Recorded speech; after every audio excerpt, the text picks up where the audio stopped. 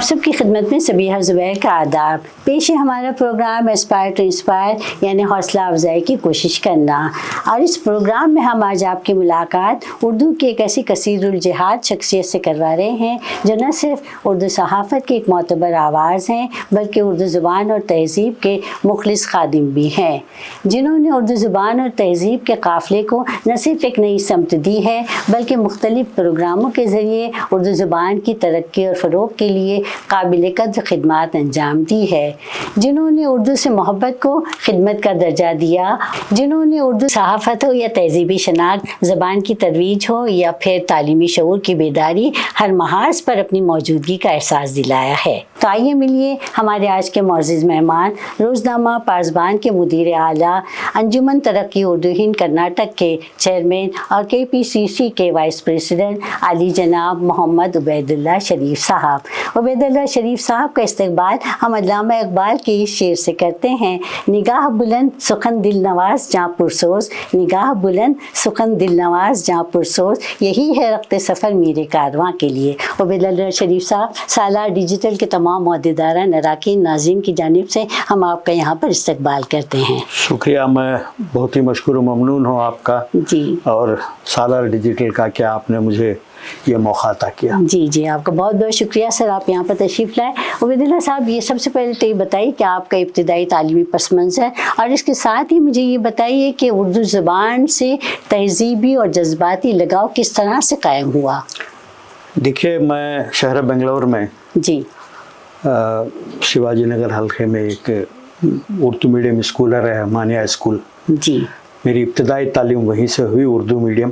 ہاں جی، رحمانیہ اسکول. رحمانیہ اسکول، پھر وہاں سے جو ہے قوت الاسلام اسکول اور ہائی اسکول. تو شروع سے ہی کیونکہ اردو میڈیم کا طالب علم تھا تو جی اردو سے لگاؤ رہا. جی، بعد جو ہے میری ملاقات جناب اسماعیل تابش صاحب، ہاں جی، روزنامہ پاسبان کے جی بانی مدیر تھے، جی جی، ان سے ملاقات ہوتی تو میں انہیں ملنے جو ہے روزنامہ پاسبان کے دفتر جایا کرتا تھا. جی، میں تابش صاحب سے بہت متاثر رہا. جی، تابش صاحب جیسے سرخیاں بناتے تھے اخبار کی ہیڈ لائنز. تابش صاحب وہ نہیں جو نشیمن کے بھی ایڈیٹر تھے؟ نہیں، وہ جو ہے عثمان اسد صاحب. اچھا، عثمان اسد صاحب. جی جی، عثمان اسد صاحب بھی پہلے جو ہے وہ پاسبان سے ہی وابستگی رہی، وہاں تھے. تابش صاحب کی سرخیاں بنانے کا ان کے اداروں سے میں پڑھتا تو بہت متاثر ہوا. جی جی. پھر ایک موقع ایسا آیا کہ مجھے ایک ہفتہ روز ویکلی اخبار عروج ہند شروع کرنے کا موقع ملا. جی جی. تو اس وقت عروج ہند کافی اچھا چل رہا تھا. پھر ہم نے ایک فلمی میگزین بھی شروع کی، نوازش. ایک کرائم انفارمر بول کے جو ہے کرائم کی نیوزیں ڈالا کرتے تھے. یہ تینوں اخبار، خاص کر عروج ہند جو ہے کافی اچھا مقبول رہا. جی جی. تو بعد میں جو ہے تابش صاحب کے چھوٹے بھائی عظیم آتش، ان کا انتقال ہو گیا. جی جی. تو اس کے بعد تابش صاحب اکیلے پڑ گئے. تابش صاحب جب حیات تھے، میں اس وقت جو ہے روزنامہ شروع کرنا چاہتا تھا تو انہوں نے اپنے گھر بلا کے مجھے کہا کہ نیا روزنامہ مت شروع کرو، پاسبان ہی شروع لے لو تم. لیکن وہ ہوا نہیں. بعد ان کے انتقال کے بعد جو ہے 1991 میں جو ہے پاسبان میں نے لیا. آفیشیلی جو ہے 19 فروری 1992 میں 92 میں جو ہے میں نے اس اخبار کو اپنے ماتحت لیا، اور اس وقت سے آج تک یہ میری اس میں چل رہا ہے، جاری ہے. جی. تو وہ پہلا اردو زبان سے محبت کا رشتہ کیسے قائم ہوا؟ جی، میں جب ہائی اسکول میں تھا تو کافی مشاعرے شہر میں ہر ہفتہ کہیں نہ کہیں کوئی ادبی نشستیں ہوتی تھی تو میں اس میں شرکت کرتا. وہاں سے جو ہے مجھے شوق پیدا ہوا. جی. اور پاسبان جیسے ہی میں نے اپنے ماتحت لی تو اس کے بعد جو ہے شہر بنگلور میں ایک مشاعرہ ہوا. جی جی. 92 میں شیواجی نگر اسٹیڈیم میں. جی. اس مشاعرے کی صدارت جو ہے موسیقار नौशाद अली साहब ने की थी। जी जी माशाल्लाह जी। और उस वक्त का बहुत बड़ा मुशायरा था ये। जी जी हाँ। लोगों का कहना था कि ये अख्तरी बेगम एक हुआ करती थी, उन्होंने एक मुशायरा किया था। बाद में इस्माइल ताबी साहब और मोहम्मद अली मेहताब अली साहब ने अंजुमन तरक्की उर्दू के बैनर पे लाल बाग में एक मुशायरा किया था, ऑल इंडिया मुशायरा। उसके बाद ये मुशायरा जो है आज भी लोग याद करते हैं। पहली बार हमने उस मुशायरे में, जिसकी सदारत मैंने जैसा कहा कि नौशाद साहब ने की थी, राहत इंदौरी साहब जी हाँ, और जावेद अख्तर साहब, ओहो जी माशाल्लाह, मंजर भोपाली, राहत इंदौरी और नसीब निखत जी, ऐसे बड़े बड़े शोरा जो है उस मशवरे में शिरकत की। जी जी। तो ये काफी मशहूर रहा। फिर वहां से मेरी काफी दिलचस्पी बढ़ गई हाँ। जब मैं सामईन को देखा कि शिवाजी नगर स्टेडियम में सवेरे जब अजान हो रही थी फजर की, तब तक लोग मुशायरे में शिरकत रहे।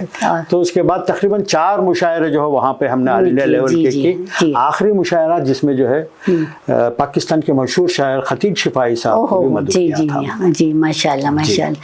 तो ये तो बहुत ही अच्छा, ये कारनामे की तरह पर रहा होगा। और जी हाँ, पासबान की गोल्डन जुबली के वक्त जो है तकरीबन 8 मुकामी शायर, ऐसे शोरा जो उनकी हयात में उनका कलाम कहीं शाया नहीं हुआ। जी। तो ऐसे तकरीबन 8 शोरा का कलाम जो है हमने पासबान की जानिब से शाया किया। जी। उस वक्त ये बहुत बड़ा कारनामा था, बहुत बड़ा। मैंने कहा ना कारनामा। तो अच्छा उबैदुल्लाह शरीफ साहब, ये बताइए मुझे कि उर्दू से मोहब्बत ने आपको अंजुमन तरक्की उर्दू हिंद कर्नाटक के चेयरमैन के ओहदे तक पहुंचाया। ये यहाँ तक का सफर कैसे रहा ये आपका? माशाल्लाह बहुत अच्छा, मैं कहूँगा सुहाना सफर है। जी माशाल्लाह। तो उर्दू की खिदमत, उर्दू से लगाव ही एक बहुत बड़ी नियामत है। जी। चूंकि ये हमारी मादरी जबान है। जी। तो मैं जब भी कोई जिम्मेदारी लेता हूँ तो बड़ी ईमानदारी के साथ अदा करने की पूरी कोशिश करता हूँ। जी। तो मैं, हालांकि अंजुमन तरक्की उर्दू से मेरा कोई ये नहीं था। जी। हमारे एक साथी जो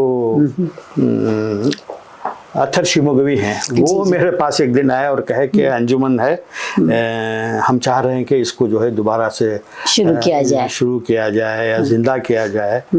उस वक्त जो है हमारे हमीद साहब जो है उसके सदर थे। जी। तो फिर काफ़ी लोगों ने मिला और ये कहा, मैंने कहा कि आप शुरू कीजिए, जो भी मुझसे मदद चाहिए मैं करूँगा। उन्होंने कहा कि नहीं, आपको जो है करना है, आपको इसके सदर आपकी क़यादत में होना चाहिए। तो हम सब ने मिलकर शुरू किया और कोशिश कर रहे हैं। जी अच्छा काम करने की। अच्छा ये बताइए कि अंजुमन तरक्की उर्दू हिंद की तारीखी अहमियत क्या है? देखिए, अंजुमन तरक्की उर्दू जो है ऑल इंडिया लेवल पे जो है एक बॉडी है। सर सैयद साहब ने 1986 में इसको 1886 में कायम किया। इसमें जो है मौलाना शिबली साहब जी और मौलाना अबुल कलाम आज़ाद एक वक्त इसके असिस्टेंट सेक्रेटरी हुआ करते थे। जी।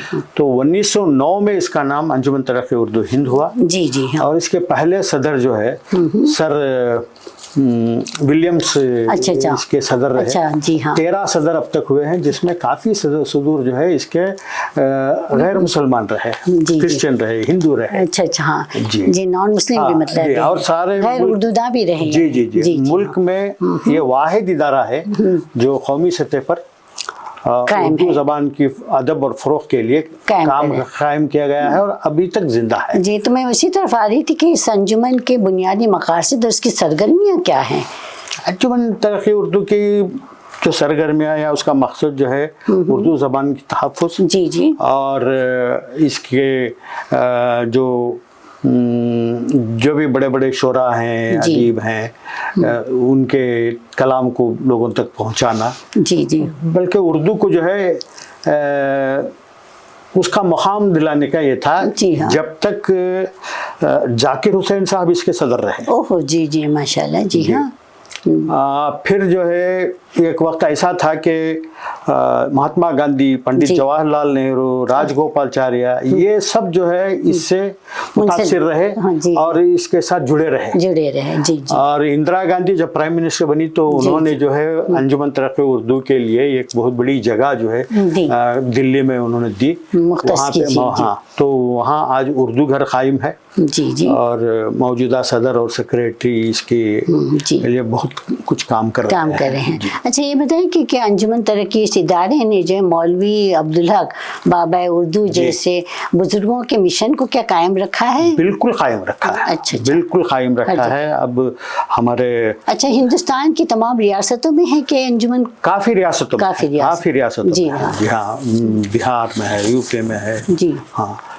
अब तो कर्नाटक में माशाअल्लाह काफी काम हो रहा है इसमें। हमने जब सेमिनार किया था शहर बेंगलोर में मैं सदर होने के बाद, तो उसमें जो है हमने मौजूदा सेक्रेटरी डॉक्टर अतर फारूकी साहब को मदऊ किया था, वो आए जी हाँ, मैं वहाँ पर मौजूद थी जी, बहुत अच्छा था वो सेमिनार जी।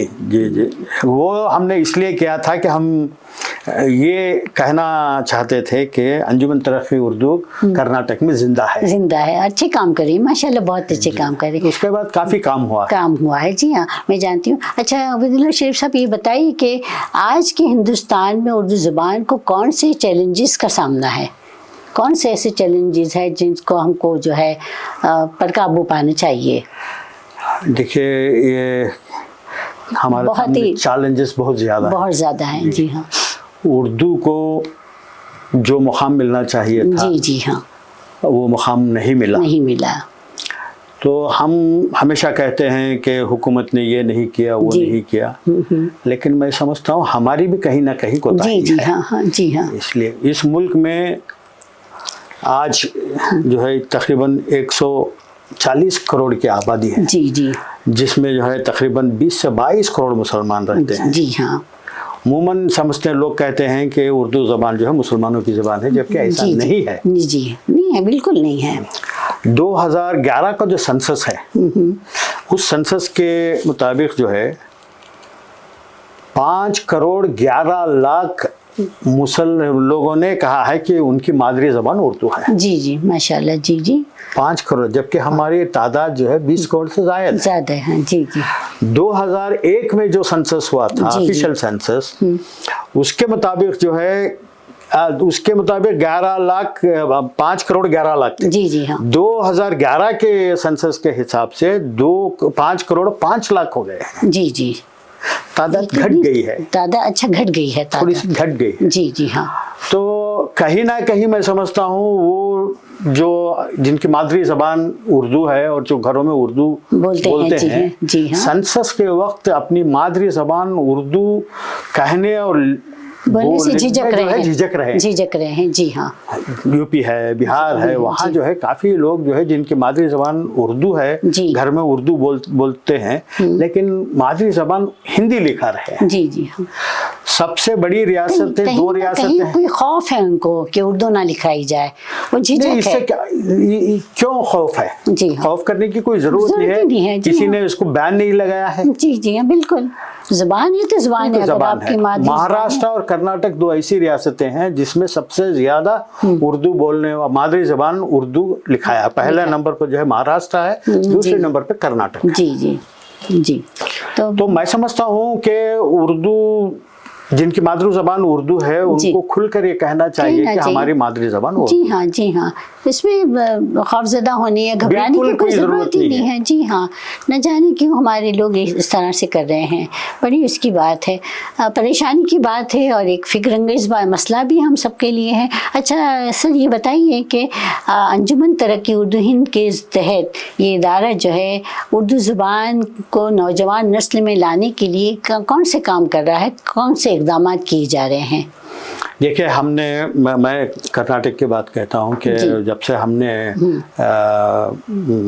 इसकी जिम्मेदारी ली है, हाँ, मैं और मेरे साथी सब जो है मिलकर کوشش کر رہے ہیں جی کہ اردو زبان کو اگر زندہ رکھنا ہے جی ہاں تو جو ہے بنیادی طور سے ہمیں اس پہ کام کرنا چاہیے. جی جی جہاں اردو میڈیم اسکولس جی ہاں ہیں جی وہاں جو ہے اردو میڈیم اسکولس میں آج جو ہے داخلے بہت کم ہو رہے ہیں. بہت کم ہو رہے ہیں. جی اصل میں وہیں پر آ رہی تھی کہ آپ نے حال ہی میں آپ ہی کی ماں پر بلکہ آپ کی قیادت میں ریاست کرناٹک کے 5 جو ہے IAS افسران نے اردو میڈیم کی ابتدائی تعلیم کے بارے میں جو ایک سروے رپورٹ بنائی ہے اور آپ یہ رپورٹ جو ہے حکومت کو پیش کرنا چاہ رہے ہیں. تو کیا آپ سمجھتے ہیں کہ اس رپورٹ سے جو ہے اردو میڈیم اسکولوں کی بہتری ہو پائے گی؟ جی یقیناً اگر حکومت جو ہے اس کو سیریسلی لیتی ہے تو یہ ہو سکتا ہے. جیسے ہم نے اسی حال میں جو ہے ایک میٹنگ کی اور 5 افسروں کو گزارش کی تھی کہ ایک رپورٹ تیار کریں. میں نے سوچا بھی نہیں تھا کہ یہ 5 افسر عزیز اللہ بیگ صاحب، آدم سلیم صاحب، صلاح الدین صاحب، ایم خالد صاحب اور مرحوم انیس صاحب جو ہے اتنا زیادہ اس میں انٹرسٹ لیں گے، دلچسپی لے کے جو کام کیا ہے ماشاءاللہ. سارا کرناٹک انہوں نے اپنا دورہ کیا اور ایک رپورٹ 2 سال لی انہوں نے رپورٹ تیار کرنے کے لیے. مکمل ایک رپورٹ تیار ہے. میں سمجھتا ہوں ریاست کرناٹک میں اردو میڈیم اسکولز کے اوپر اتنی بہترین رپورٹ اب تک نہیں تیار نہیں بنی. جی ہاں جی ہاں. تو اس رپورٹ کے ساتھ انہوں نے کچھ ریکمنڈیشنز بھی کی ہیں کہ اس میں کہا گیا ہے کہ حکومت کو کیا کرنا ہے. حکومت میں جو ہے ایجوکیشن ڈپارٹمنٹ کو کیا کرنا چاہیے، اخلاقیاتی ڈپارٹمنٹ کو کیا کرنا چاہیے، اردو اکیڈمی کو کیا کرنا چاہیے، انجمن ترقی اردو کو کیا کرنا چاہیے، ہمارے جو NGOs ہیں ان کو کیا کرنا چاہیے، ہمارے اردو زبان کے بولنے والے کیا کرنا چاہیے. یہ ریکمنڈیشنز ان کے ہیں. جی ہاں. اور اس رپورٹ کے تحت جو ہے تقریباً 5000 اسکولز کرناٹک میں ہوا کرتے تھے، وہ گھٹ کے جو ہے 4000 پر آگے ہیں. جی ہاں. ایک فکر مند یہ ہے اگر اردو میڈیم اسکولز کا انفراسٹرکچر اچھا ہو جائے، جی ہاں، بنیادی سہولتیں وہاں اچھی ہو جائے تو میں سمجھتا ہوں داخلے ہو سکتے ہیں. ہاں. اور کہیں نہ کہیں والدین میں یہ پیدا ہو گیا ہے کہ اردو میڈیم اسکول میں پڑھنے سے جو ہے مستقبل نہیں بنتا ہے. جی جا والدین اپنے بچوں کو جو ہے ڈاکٹر بنانا چاہتے ہیں، انجینئر بنانا چاہتے ہیں.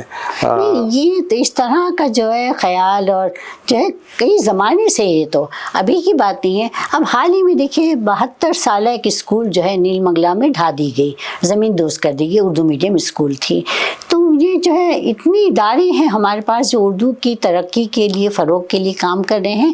تو جب اس طرح کی عمارتیں جو ہے اردو کی زمین دوز کر دی جاتی ہیں تو کیا کرتی ہے ہماری ادارے اس کے لیے؟ دیکھیے اس کے لیے اگر آپ اس محکمے سے پوچھیں گے تو وہ یہی کہیں گے کہ بچوں کی تعداد کم ہے. جی ہاں.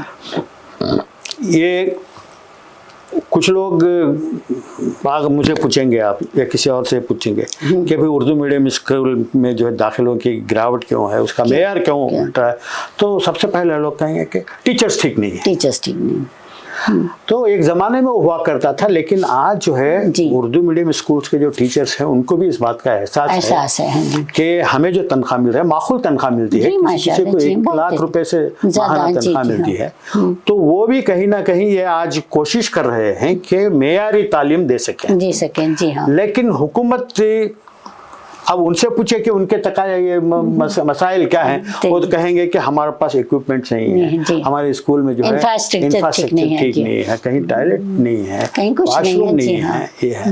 تو اگر یہ ساری چیزیں اچھی ہو جائے تو ماشاءاللہ یہ بہت اچھا ہو سکتا ہے. آپ نے ابھی دیکھا ہوگا شیواجی نگر میں بنگلور میں جو ہے وی کے عبید اللہ اسکول ہے، فریزر ٹاؤن میں گورنمنٹ اسکول ہے. آپ کی اسکول کو بھی میں آئی تھی وہاں پر اس دن تھی. تو یہ اسکولیں جو ہے کسی نہ کسی نے اڈاپٹ کیے ہیں اور آج جو ہے وہاں اچھی تعلیم دی جا رہی ہے اور کافی بچے جو ہے وہاں جا رہے ہیں. سر مرزا اسماعیل سیٹھ کا جو ٹرسٹ ہے وہ جو گورنمنٹ اسکول چلا رہے ہیں وہاں داخلے نہیں ملتے. جی. تو اس طریقے سے اگر حکومت کے ساتھ ساتھ ہم بھی اپنی ذمہ داری سمجھیں کہ ہمارے بچوں کو جو ہے اچھی تعلیم دی جائے، اردو میڈیم ہو، اس کے ساتھ ساتھ انگریزی بھی ان کو اتنی پڑھائی جائے کہ آئندہ جا کر جو ہے وہ ڈاکٹر، انجینئر جو بھی بننا چاہیں ان کو جو ہے اس میں مشکل نہ آئے، آسانی ہو. بالکل آسانی ہوگی.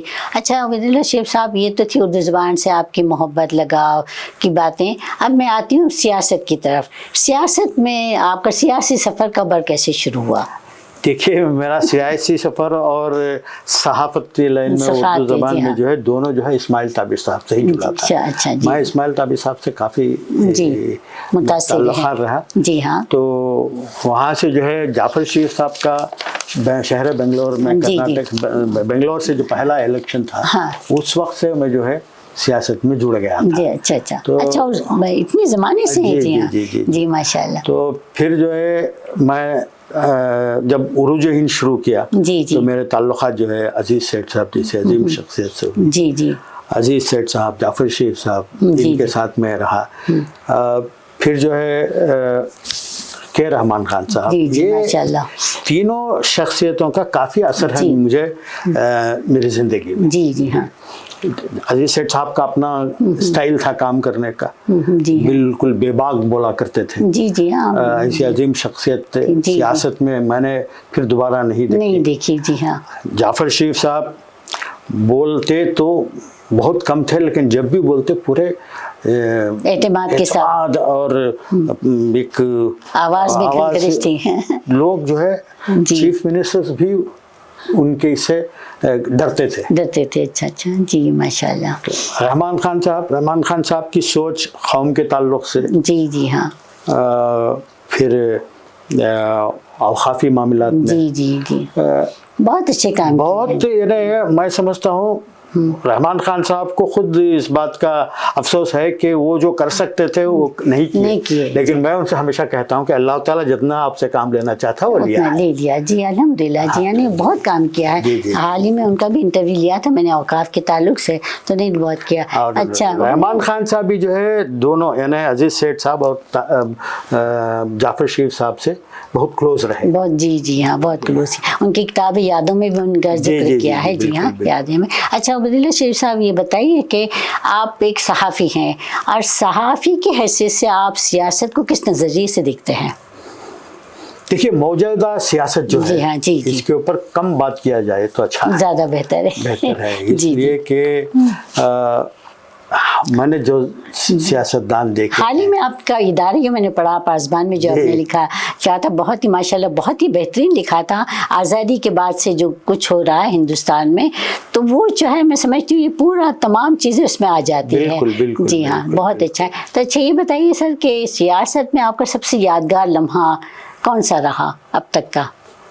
کوئی ایسا لمحہ جو آپ کی کامیابی سب سے بڑی اب تک کی کیا رہی؟ دیکھیے میں کیا کہوں سیاست میں نے کوئی کامیابی میں یعنی کوئی ایسے جھنڈے نہیں گاڑے ہیں. جی جی.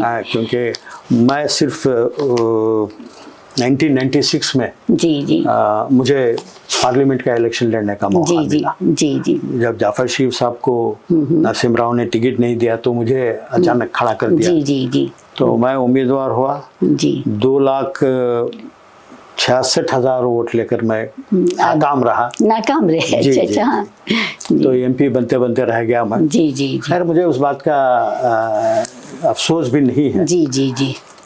لیکن اتنا ضرور ہے کہ سیاست ایک ذریعہ ہے ملک اور قوم کی خدمت کرنے کا. ہاں جی ہاں. تو میں وہی پر آ رہی تھی کہ آپ سیاست کو جو ہے اقتدار کا جو ہے ذریعہ نہیں سمجھتے بلکہ قومی خدمت کا وسیلہ سمجھتے ہیں. یقیناً وہ ہونا چاہیے, وہ جذبہ ہونا چاہیے جب آپ سیاست میں کئی چیزوں میں رہ سکتے ہیں. دیکھیے میں دو ایسے ادارے تھے اوقافی ادارے جس میں مجھے صدر کی حیثیت سے کام کرنے کا موقع ملا. ایک سوتے شاہ مانک شاہ درگاہ کمیٹی, دوسرا جو ہے بڑا مکان حضرت عطا اللہ شاہ نبی شاہ درگاہ کمیٹی. یہ عطا اللہ شاہ نبی شاہ درگاہ جو ہے یہ تقریباً آزادی کے پہلے سے ادارے ہیں. جی جی. وہاں پہ جو ہے 10 ایکڑ زمین جو ایک سروے نمبر پہ ہے وہاں کھاتا نہیں بنایا گیا تھا. پورا سدھا روڈ وغیرہ جو اتنی بھی دکانیں ہیں وہاں پہ سب اسی میں آتی ہیں. تو مجھے موقع ملا میں نے 10 ایکڑ 30 گنٹے کا کھاتا بنایا کارپوریشن میں. جی جی جی. اسی طریقے سے سوتے شاہ مانک شاہ درگاہ کے بھی کھاتے بنائے. تو میں کہیں نہ کہیں اپنے آپ کو سمجھتا ہوں کہ میں جب مجھے موقع ملا تو میں نے کچھ کیا. تو آپ مستقبل میں کسی سیاسی کردار کو یا انتخابی سیاست میں داخل ہونا چاہیں گے سر؟ دیکھیے میں ہمیشہ کوشش کرتا رہا. لیکن اب جو ہے میں ہمارے कर्नाटक प्रदेश कांग्रेस कमेटी के सदर डी.के. शिव कुमार साहब ने मुझे वाइस प्रेसिडेंट बनाया। तो मैं वाइस प्रेसिडेंट हैसियत से काम कर रहा हूँ। दावणगेरे जिले का मुझे इंचार्ज दिया है। जी। मैं जो भी मुझे काम दिया जाता है मैं करने की कोशिश कर रहा हूँ। जी। इस वक्त मेरी नहीं, यहाँ पर मैं एक बात पूछना चाहूँगी कि सियासत में रहते हुए उसूल पसंदी और दयानतदारी के साथ काम नहीं कर सकते, जो आज की सियासत का बहुत ही ज़्यादा फिक्र अंगेज मसला है। तो आप बहुत ही उसूल पसंद है और आप दयानतदारी के साथ काम करते हैं, तो सियासत में जो है बहुत मुश्किल होगी आपके लिए। फिर मुश्किल क्या है, नामुमकिन है। नामुमकिन। जी। मुझे ये एक बार जो है हजरत अमीर शेर दुबम मुफ्ती अशरफ अली साहब रहमतुल्लाह अलैह ने कहा कि मैं सियासत में आपको कुछ देखना चाहता हूँ, आपको कुछ बने हुए देखना चाहता हूँ। मैंने उनसे कहा कि मौजूदा सियासत में मैं जो है मुनासिब नहीं हूँ, फिट नहीं होता हूँ। नहीं हो सकता है, वो इसीलिए मैंने कहा ना कि दयानतदारी उसूल पसंदी बहुत है। ये सब जो छोड़ के आ सकते हैं वो मेरे से इस उम्र में तो नहीं हो पाएगा। जी, बहुत खूब। सर ये बताइए कि उर्दू के मुस्तकबिल के बारे में मुझे बताइए कि आप समझते हैं कि इतने तमाम चैलेंजेस के बावजूद हिंदुस्तान में या रियासत कर्नाटक में उर्दू का मुस्तकबिल रोशन और ताबनाक है? बिल्कुल रोशन है। जी। देखिए, बस इतना है कि हमें काम करना है। जी। मुझे जैसे ही मौका मिला अंजुमन तरक्की उर्दू के से, मैं जो है अल-अमीन एजुकेशन सोसाइटी के मौजूदा सदर उमर इस्माइल खान साहब का शुक्रगुजार हूँ कि उन्होंने 2 स्कूलों की जिम्मेदारी हम पे दी। एक शिवाजी नगर में अल-अमीन कंबल पोशी स्कूल, दूसरा जो है अल-अमीन डीजे हल्ली स्कूल। जी। तो जब हमने इसकी जिम्मेदारी तकरीबन 3 साल पहले ली तो शिवाजी नगर की जो स्कूल है उसकी हालत बहुत ख़राब थी, खस्ता हालत थी। जी। वहाँ पे जो है तकरीबन 30 बच्चे थे। जी। आज तकरीबन 200 बच्चे वहाँ पे तालीम हासिल कर रहे हैं। मैंने जनाब रिजवान अरशद साहब जो शिवाजी नगर की एमएलए है उनसे कहा तो उन्होंने तकरीबन 35 लाख रुपए का ग्रांट देकर बिल्डिंग की पूरी मरम्मत करवाई और doctor Mumtaz Ahmad Khan memorial hall का जो है रिनोवेशन करवाया। जी। तो मैं उनका शुक्रगुजार हूँ। इसी तरीके से अल-अमीन डीजे हल्ली स्कूल जहाँ पे 85 से बच्चे हुआ करते थे, आज इस साल वहाँ पे 505 बच्चे हैं। अच्छा। जी, माशाल्लाह। और उर्दू मीडियम स्कूल है, high school English medium, DJ हल्ली। जी। वहाँ पे जो है वहाँ पिछले बार जो एमएलए थे अखंड श्रीनिवास मूर्ति, उनसे कहा तो उन्होंने वॉशरूम नहीं थे तो उन्होंने तैयार करके कंपाउंड वॉल तैयार करके दी। अब जो मौजूदा एमएलए हैं उनसे कहा तो सामने जो है बिल्कुल कचरा पड़ा हुआ था।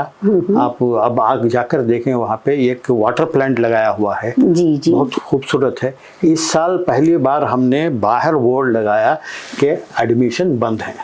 अच्छा, इतने ज्यादा है माशाल्लाह। जी। तो ये एक कोशिश है हमारी कि नई नस्ल को उर्दू से जोड़ा जाए। हमारी ख्वाहिश है कि उर्दू को घर घर तक पहुंचाया जाए। तो इसमें अगर सब साथ देंगे कोशिश तो करना जरूरी है। जी हाँ, कोशिश जरूरी। तो सर आपने अभी जिस तरह से डीजे हल्ली के स्कूल का जिक्र किया, तो स्मार्ट क्लासेस के बारे में आपका क्या ख्याल है? उर्दू के लिए स्मार्ट क्लासेस का होना भी क्या जरूरी है?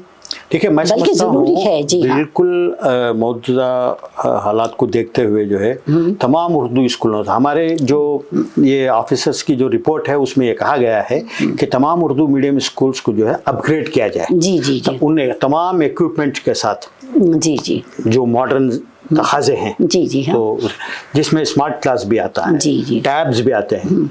हमने कंबल पोशी स्कूल और अल-अमीन डीजे हल्ली स्कूल में 3 स्मार्ट क्लास लगाए हुए हैं। हाँ। एक तो हमारे अल-अमीन एजुकेशन सोसाइटी की तरफ से आई है, 2 स्मार्ट क्लासेस जो है रहमान खान साहब के सबसे छोटे फर्जंद डॉक्टर मसूद साहब ने डोनेट किया है। दोनों जो है, आज मैं अभी कंबल पोशी स्कूल से आ रहा था कि पूरे हर रोज जो है एक ना एक क्लास, हर क्लास के बच्चे वहाँ जाते हैं और उसमें सीखते हैं। जी हाँ। तो बच्चों को काफी शौक आ रहा है। तो ये बताइए मुझे सर कि ये सब स्मार्ट क्लासेस बनाने के लिए कितना खर्च आता है उसके लिए, और इसका ये खर्च जो है कहाँ से जो है इकट्ठा करते हैं आप, डोनेशन वगैरह? नहीं, मैंने जैसे कि आपको कहा कि 3 میں سے ایک جو ہے الامین ایجوکیشن سوسائٹی کی طرف سے آیا ہے, 2 جو ہے ڈاکٹر مسعود صاحب نے ہمیں یہ ڈونیٹ کیا ہے. تقریباً 4.5 لاکھ روپے ایک اسمارٹ کلاس کے ہوتے ہیں. حکومت کو چاہیے کہ تمام اردو میڈیم اسکولس میں یہ چیزیں مہیا کرنا چاہیے, اور جو ہے ڈیجیٹل لائبریری بھی ہونا چاہیے. جی ہاں بالکل ہونی چاہیے. کمپیوٹر لیب ہونا چاہیے, بہت ضروری ہے کمپیوٹر. اچھا, ہم نے ڈی جے ہلڈی اسکول میں جو ہے کمپیوٹر لیب بھی بنا دیا ہے. وہاں بچے جو ہے ہائی اسکول کے پورے بچے کمپیوٹر سیکھ رہے ہیں. جی ہاں. اور آپ کو معلوم ہے کہ دیو جنرلی علاقہ کیسا ہے. جی ہاں بالکل. ہم یہ چاہ رہے ہیں کہ وہاں, میں نے حال ہی میں وہاں پوچھا تھا, منصور صاحب جو رحمان خان صاحب کے دوسرے فرزند اور حال ہی میں پارلیمنٹ الیکشن کے جو کینڈیڈیٹ رہے, وہ ہر سال جو ہے ہمیں کاپیاں مہیا کرتے ہیں. اس سال انہوں نے 4 لاکھ روپے کی کاپیاں انہوں نے مہیا کی, جسے ہم نے ڈی جے ہلڈی اسکول, کمل پوش اسکول اور مدرسے نسوان کے بچوں کو دیا ہے. جی پتا ہے. جی ہاں. تو اس سے کافی بچوں میں سہولت ہوتی ہے, اس لیے کہ بہت غریب خاندان سے آتے ہیں. ہم جو ہے وہاں بچوں کو راشن بھی دیتے ہیں ان کے خاندان کو. جی ماشاءاللہ. جی دیکھیے ماشاءاللہ بہت اچھے کام ہو رہے ہیں. تو اس سے یہ ہوتا یہ ہے کہ راشن دینے سے کیا ہوا کہ بچوں کو جو کام پہ لگانا چاہتے تھے وہ روک دیا ہے. ان کو یہ احساس ہوا ہے کہ ہم بچوں کو اگر اسکول بھیجیں گے تو ہمیں یہ سہولت ملے گی. تو وہاں مائیں جو آئی تھی, میں نے ان سے منصور صاحب کے سامنے ہی یہ پوچھا کہ اسکول آورس کے بعد میں ہم جو یہاں SLC پڑھ چکے ہیں یا فیل ہو چکے ہیں, کمپیوٹر سیکھنا چاہتے ہیں, ہاتھ اٹھاؤ. تو کافی عورتوں نے ہاتھ اٹھایا, کہا ہے کہ ہم کمپیوٹر سیکھنا چاہتے ہیں. ہم یہ کوشش کر رہے ہیں کہ ان کو کمپیوٹر سکھایا جائے, ایک سرٹیفکیٹ دیا جائے, تاکہ ان کو جو ہے کہیں نہ کہیں نوکری ملے.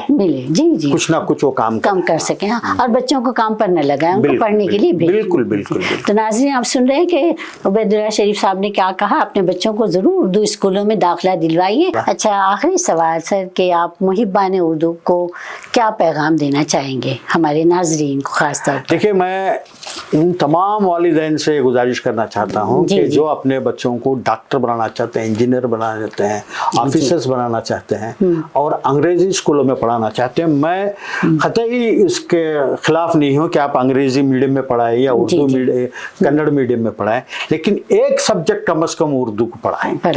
جو بچے اردو سے دور ہو جائیں گے وہ جو ہے مذہب سے دور ہو جائیں گے. صحیح. تو ہمارا یہ پوری کوشش رہے گی کہ ہم جو ہے گھر گھر تک پیغام پہنچائیں, اور ہماری قوم جو ہے تعلیمی میدان میں اور اردو سے ہمیشہ جڑی رہے. جی ہاں, بہت بہت شکریہ سر, بہت بہت شکریہ عبید اللہ شریف صاحب. آپ اپنے قیمتی وقت دیا ہم کو, اور بہت اچھی باتیں بتائیں اردو کی ترقی کے تعلق سے, اردو کے روشن مستقبل کے تعلق سے.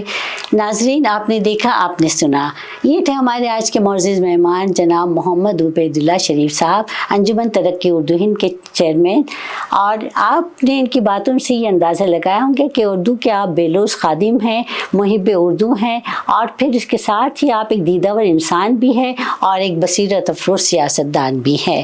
ہماری نیک خواہشات جناب عبید اللہ شریف صاحب کے ساتھ ہے, اور ہمیں امید ہی نہیں بلکہ یقین ہے کہ آئندہ بھی ریاست کرناٹک میں خاص طور پر اردو زبان کے روشن اور تابناک مستقبل کے لیے آپ اسی طرح نیک نیتی اور خلوص کے ساتھ کوششیں کرتے رہیں گے. ہماری نیک خواہشات ایک بار پھر کہوں گی کہ آپ کے ساتھ ہیں. ناظرین, ہم آپ سے یہاں پر یہی کہنا چاہتے ہیں کہ ہمارے پروگرام ایسپائر ٹو اسپائر کا مقصد یہی ہے کہ معاشرے سے جڑی اہم شخصیات سے آپ کا تعارف کروانا, تاکہ ان کی کامیابی کے سفر سے آپ متاثر ہوں اور آپ بھی اپنی زندگی کو کامیاب بنانے کی کوشش کریں. یاد رکھیں کہ کامیابی صرف ایک منزل نہیں بلکہ ایک سفر ہے, ایک جذبہ ہے, ایک حوصلہ ہے, لگن ہے اور ایک خواب ہے, اور اس خواب کو پورا کرنا زندگی کا مقصد ہونا چاہیے, اس یقین کے ساتھ کہ منزل ملے نہ ملے اس کا غم نہیں, منزل ملے نہ ملے اس کا غم نہیں, منزل کی جستجو میں میرا کارواں تو ہے. آئندہ ہم پھر ملیں گے چند اور نئی باتوں اور نئی شخصیتوں کے ساتھ. تب تک کے لیے سبیہ زبیر کو اجازت دیجیے. خوش رہیے اور اپنی ذات سے دوسروں کو خوش رکھنے کی کوشش کیجیے. بہت بہت شکریہ.